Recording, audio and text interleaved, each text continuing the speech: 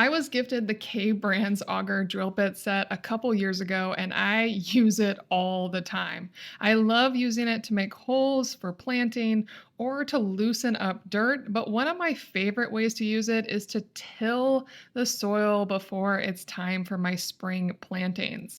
I like to put in cover crops in the winter to get more nitrogen and good stuff into the soil. And then come early March, I use the auger drill bit set to mix all that in, to till it into the soil. And then I just let it sit for another month to really work into the soil and give me some great dirt for my tomato plants, my green beans, which I'm planning to put in this planter this year, and all the rest of my veggies for my veggie garden.